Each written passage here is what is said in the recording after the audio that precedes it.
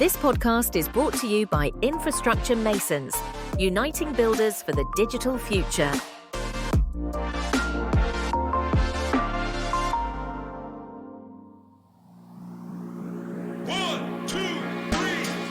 Looking to turn your innovative idea into the next big thing in digital infrastructure?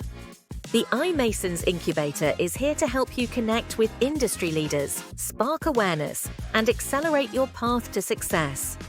If your concept can help drive a more sustainable digital future, we want to hear from you. Don't miss this chance to grow, give back, and shape the digital landscape.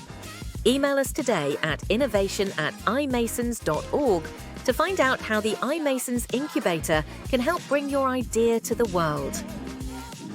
My name is Roman Trunchan, and today I'm joined by Liam Round. Liam is the Managing Director of Teksan UK and Regional Director for Europe and Africa. Liam is also part of the Veterans community for iMasons. He has agreed to talk about his experience moving from the military to our industry and how this shaped his recruitment practicing. Welcome to the iMasons podcast. Liam, welcome to the podcast. Thanks, man. Nice to join you. Yeah, nice to catch up as well. It's and we get to see each other on pretty much every trade show that we go to. So it's nice to see each other outside of one of those and where we can actually spend a few minutes together. Absolutely, yeah. No, looking forward to it. I think it's about time we had a serious conversation on some of the things we've followed up on at shows, and as you know, people are important to me. So look forward to it. Yeah, absolutely. And this is one of the things that we decided to talk about today. But before we get into this, I'd like you to introduce yourself and your background and maybe cue in the discussion we're going to have. Yeah, so I'm obviously Liam Round, Managing Director for Teksan UK and then Regional Director for Europe and Africa for Teksan Global. Been with the company for just over a year, but I've worked very closely with the company for over 10 years. My background, I'm an engineer by trade and heart, so I'm not just a commercial sales guy. I've been in the trenches per se, albeit I was in the Royal Navy. So my career started in the Royal Navy as a marine engineer and mechanic, but I'm both electrical and mechanically biased, which is a great strength. But what's something that's kind of challenged me over the last few years has been the recruitment and how we look at people coming into the industry. Looking forward to kind of discussing that and looking at opportunities that the industry maybe can learn from what we've done here at Teksan. Yeah, this is wonderful. Thanks very much for this introduction. One of the first thing I learned when we were talking together is that when somebody leaves the military, they are allocated some funds to actually go and retrain, and being able to actually build the background that they need to be able to get into their new jobs. Can you take me through this? What this looks like? What some of the options are available? Yeah, so the transition's got a lot better. Let me put that out there. Personnel transitioning from military to civilian life used to be very kind of unguided, but we've got some great kind of people around the industry at the moment, the likes of Dave Curry, Dave Abrahams, the chairman of the veterans, and then Tony Chills as well, and Mike Eitel. And they have seen different transitions similar to myself. But what's really good is that you're allocated a little pot of money. I think it's around 10K, or it certainly used to be around £10,000. And you can invest that into a pathway into a potential new career, because, you're coming from a life of kind of military service, 3 meals a day, and kind of a bit of a blessed life now because I get a duvet. Into this world whereby you've got to have certain qualifications, you've got to have a certain kind of criteria to enter an industry. So being able to have that leg up is hugely important. And I think what's really good is that companies like the Uptime Institute and a few of the other certificating bodies have opened up their learning credit availability to be utilised, because that's what it is. It's a learning credit, right? But it also, it's such an opportunity for the industry overall, because you're bringing in a different mindset to maybe what comes through as in the larger numbers. But yeah, that transitional move can be quite daunting. So having that backup and a lot of people around you, such as the names I kind of mentioned, it's a huge assistance because you make sure you're spending your money right. I know myself and a lot of others who transitioned a fair few years ago didn't have that guidance around us, and I do sit back sometimes and think I could have come to this industry a lot sooner had I have known about it. It's a very fair point. Well, one of the reasons why those certifications are quite important is that the recruitment process from the companies that might hire you on the back of it actually expect you to have those type of certifications. And what you were really saying is that it's great if you have the potential to actually do those certifications, but you might have the ethos, the drive, and so on, but not really the funds to go do those things. Were you thinking about a particular class or particular type of persons that would fit that bill? Yeah, I think you've got to look at it overall, right? It is a fairly costly process to go through. Whether it's an ATD, an ATS, a CD, CDP, whatever they are, they're costly certifications. And I think we often talk about the struggle in the industry, right, of recruiting people. So I always say it's a bit of a standing joke. I have an A-star in PE, an A-star in textiles, right? And I joined the Navy and became an engineer. I should be designing shorts for Adidas. That's the joke, right? But I'm not. I'm in the data center industry. I'm in the power industry, and I've been here for 20 plus years.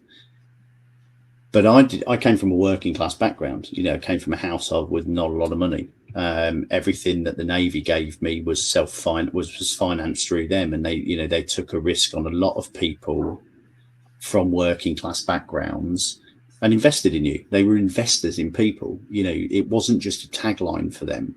And even after you transition out, they still invest in you because they give you that money to resettle. But I think it's a great lesson to have in that. What about those that we're missing within the industry? We've spoken about the importance of STEM and stuff like that. I got an E in maths, at school. I've never gone and resat it.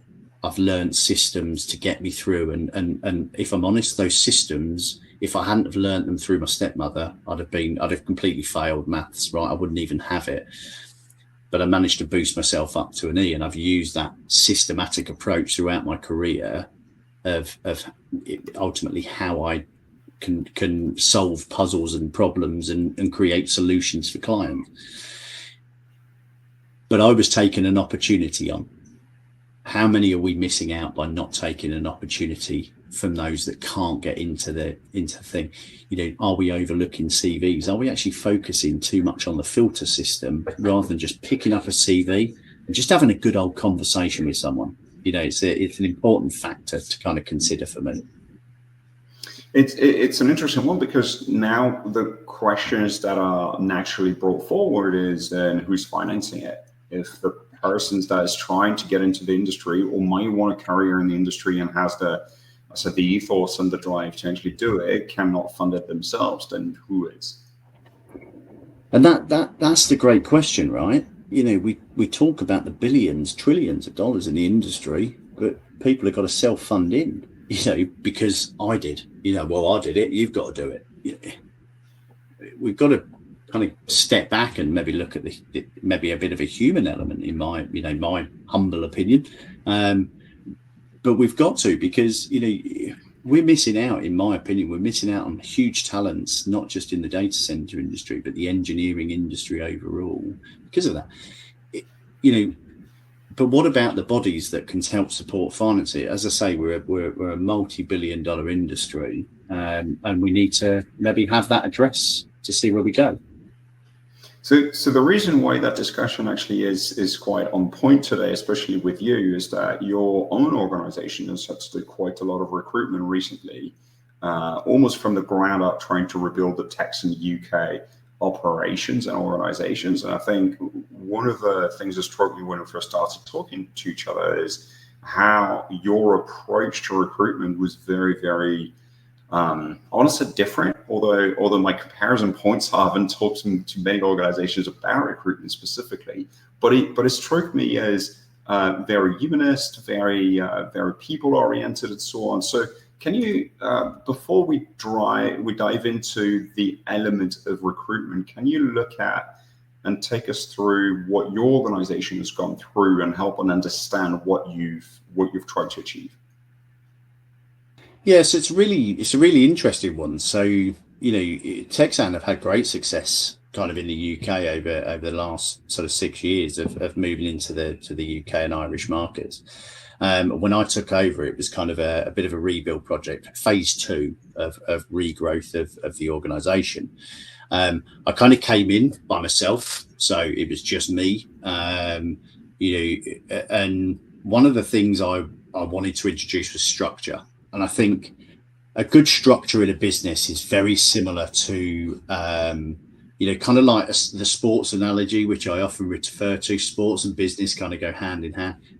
It's a good spine, right? A good spine is a good structure. That's what you kind of taught. And I've brought that in that when I was recruiting, I wasn't recruiting based upon CVs and qualifications and full certifications. That's my duty as an employer, to help those people grow within the industry, but it also brings in fresh eyes to my industry. And I focused on the people. That was something for me that was hugely important. It's been a tough kind of 5 months, or last 5 months, because it's just been me. But what's been really pleasing over the last month or so is now starting to see the structure coming together. But I think it leads back to one point, Roman, and that is I focused on people, and I like to think I've given people an opportunity, but now I'm starting to reap the reward of doing something different to what most would consider. So you're saying that you focus on people, I would say, rather than technical skills, and your company is in effect highly technical. I mean, yeah. At the end of the day, you're selling generators. You want somebody who can understands it, talks to clients about it. But your view was that, well, that can be taught, but there was other things that you need to look at that are not evident. And especially not evident in this structural approach of recruiting, of looking through CVs and looking through doing interviews and so on. So can you take me through, well, first of all, the process you've gone through to find new people? Yeah, of course. Yeah. So to me, it was actually spending time reading CVs, right? So although it was only me and I was driving a forklift and doing dispatches and selling and, kind of ducking and diving, bobbing and weaving, as they say, I still made time to read CVs because I knew it was important for growth that I had the right people in place. But traditionally, we will have looked at a list of things. They need to be an electrical engineer, or they need some, the people was the important element. So what I did was, and I'll take, my service and operations manager and my sales and business development manager as examples. When I got their CVs, they weren't from in the industry. So Michael is from a truck and bus background, but heavy engineering. He understands a mechanical engine. He understands how it works. A reciprocating engine to a point is a reciprocating engine. The technology doesn't change. You've got a drive shaft that in a vehicle drives a gearbox. All this is driving is an electrical generator. And whilst he hasn't got deep expertise in that can be taught. The container or the canopy in which we call the power generator is housed, right? It's no different to the cab of a truck. It's got electronic controls, so there's a lot of transitionables that I looked at. But when I met Michael, I just liked the guy. I liked him. There was something about him, his work ethic, his structure, his approach, his knowledge was something I felt would complement where I felt we could go. Similar with Andy, in sales and business development. Andy is an out and out developer, market developer, understands kind of trends and pockets and how to look at that. And I didn't bring either of them in to be experts, because the last thing we ever want is someone coming and telling us how to do our business, right? So why would I want my guy to be a generator expert lecturing my clients and customers on their business? They don't want that. They want a collaborator. They want a solver. Hey, I've got a problem. Can you solve it? Yeah, of course I can. This is how we see it. You know, does that align to what you're after? And that's where Andy comes in. So you've got these two guys with great work ethics, great knowledge from outside of the industry, but they're bringing in, I will give them the opportunity to grow as the business grows, because that's what we should be ultimately aiming for. But equally, they will give us the opportunity by having different mindsets and different eyes that align to the overall vision to take us forward. You know, we've taken a punt on an apprentice. Many people are focusing on getting new transit customs and, you know, flash vehicles because they can't afford the national insurance increase.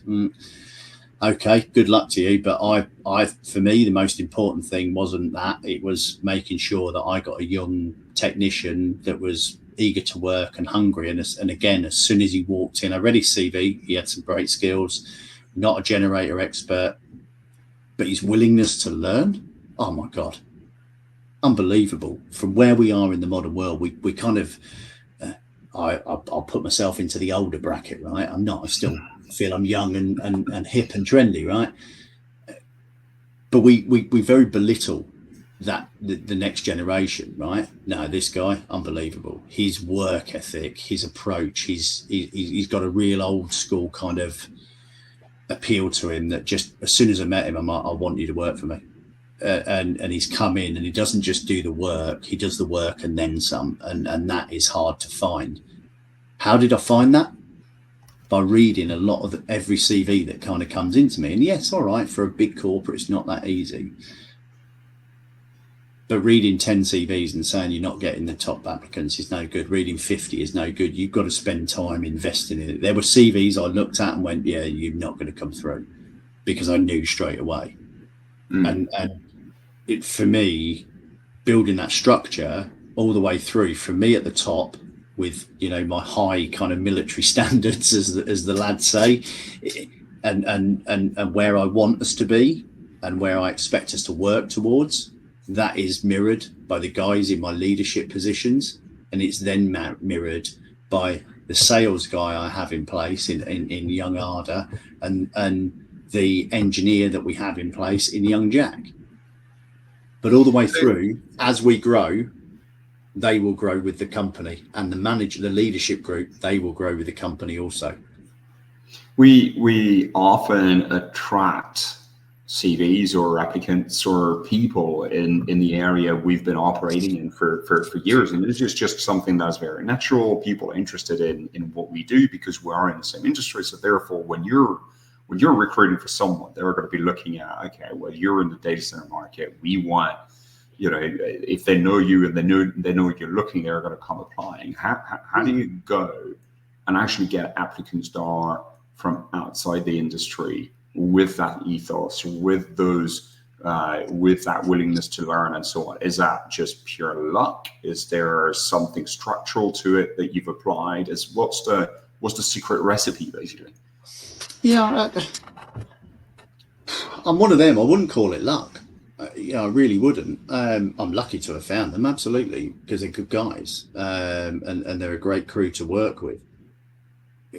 But it is, I suppose, structured in the approach. I very much said from day one that I will look at every CV that came in, and that I will look at people that bring experience, but I'll also open my eyes to transitionable skills.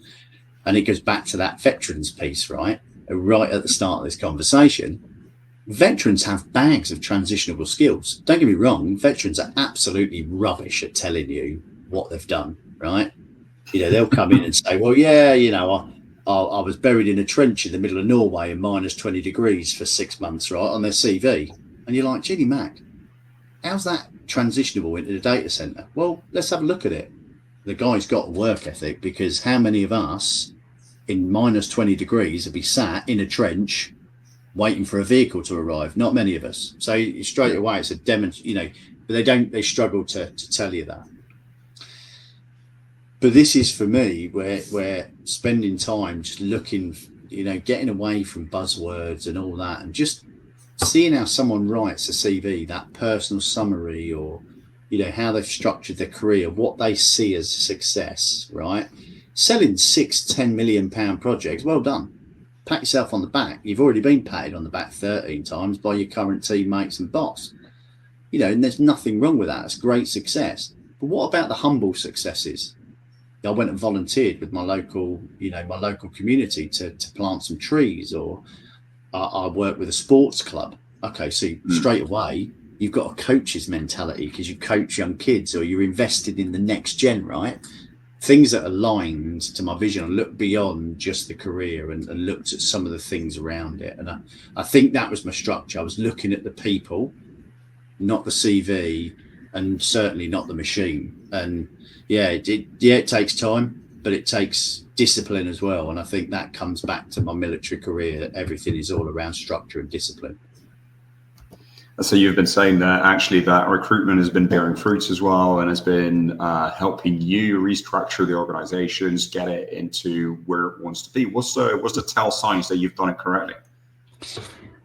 So I think for me, it's we're currently going through a complete kind of overhaul of the business and the way we do business historically. We're trying to be more dynamic, more receptive to the client base. We're trying to open our eyes to opportunity. But what's been really good is how well accepted the team have become. We've got an industry full of quite old heads in the power gen industry, very, very seasoned and well-respected professionals.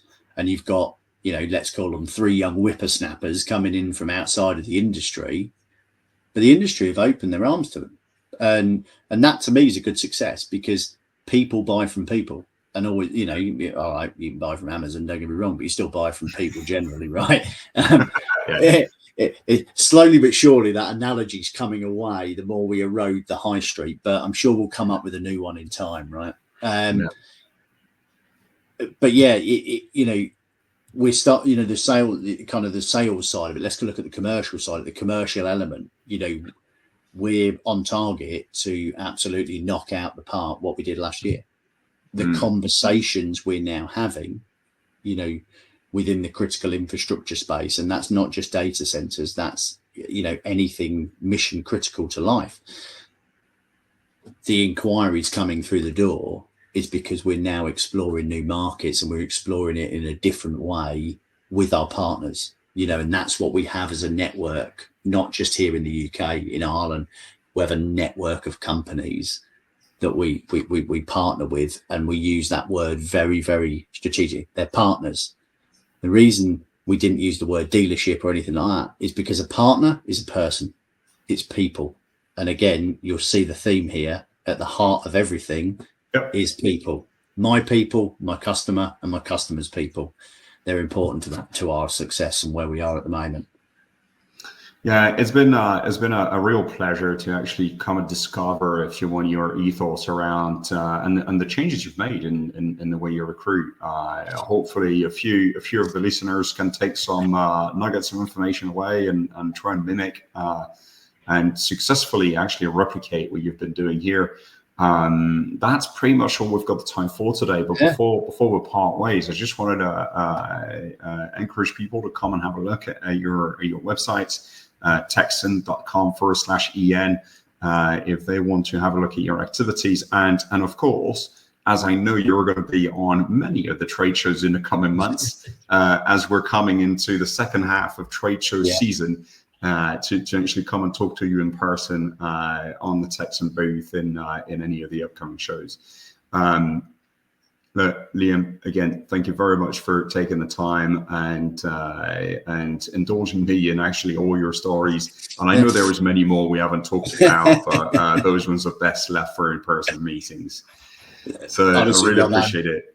Yeah, it's thank you very much. Absolute pleasure. I love what you do. I love seeing you around and stuff. I love seeing the industry, and I think we can all learn a little bit from each other. It doesn't have to be everything, but I'll leave this with this, my friend, right? And this is how has been key to my thinking. Nothing changes if nothing changes. And that's been the driver behind why we're so successful. But thanks again, Roman. Thanks to the iMasons community. We're huge fans of the work, and thanks for the time. And the discussion will actually continue on the Mobilize platform. And so for those of you who wants to come and continue discussing, that would be imasons.mobilize.io. And again, you will find actually more information about iMasons on imasons.org with dedicated pages on innovations and all of our activities. On that note, Liam, thank you very much, and we'll see you around soon. Thanks, Roman. Take care.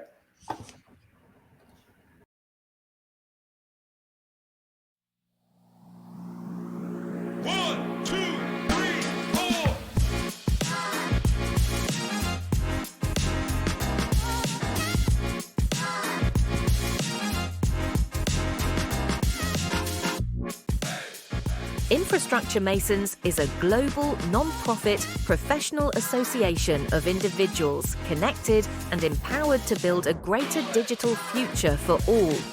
If you too want access to networking events, forums, and summits that foster innovation and influence, register now and join the other 6,000 committed participants at imasons.org/membership application.